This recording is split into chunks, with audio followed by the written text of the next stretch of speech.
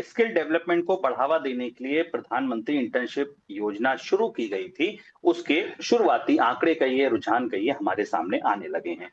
Intern का drop out बढ़ने लगा है। सरकार की तरफ से संसद में ये जानकारी दी गई कि स्कीम के पहले 2 राउंड में 20% ड्रॉप आउट हुआ है। ड्रॉप आउट का मतलब ऐसे समझिए कि लोगों ने इंटर्नशिप करना शुरू किया और उसके बाद वो छोड़कर चले गए।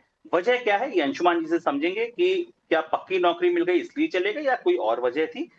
6600 से ज्यादा इंटर्न ने इंटर्नशिप की 1 साल की अवधि पूरे किए बिना ही इंटर्नशिप छोड़ दी। सर, क्या वजह समझ आ रही है इसके पीछे?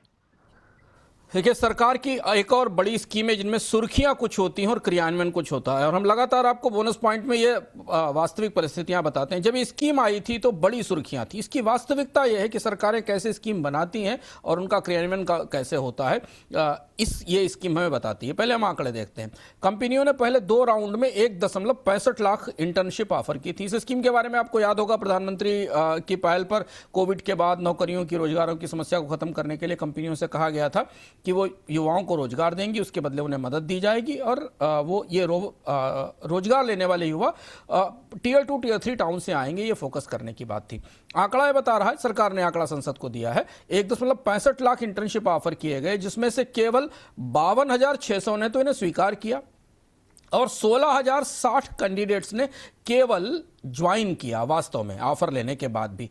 तो 70% के आसपास एक का ड्रॉप रेट एक्सेप्टेंस और ज्वाइनिंग के बीच में जो आंकड़े हमें बता रहे हैं।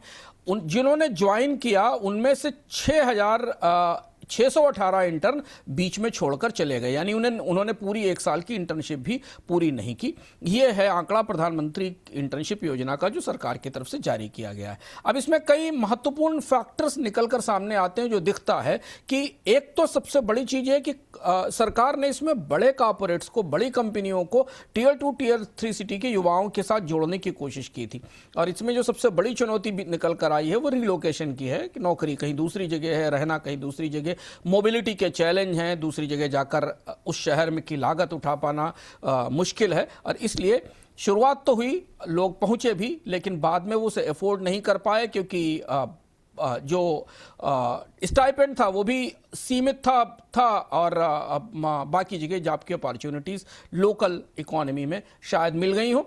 इस वजह से ये स्कीम पार्शली, क्या मतलब आंशिक भी कहें तो आंशिक रूप से सफल रही। पायलट बेस्ड जो एनालिसिस बता रही है कि ये एक कंसिस्टेंट पैटर्न रहा है, एप्लीकेशन ज़्यादा, ऑफर्स ज़्यादा, ज्वाइनिंग कम और बीच में छोड़ने वालों की संख्या और ज़्यादा।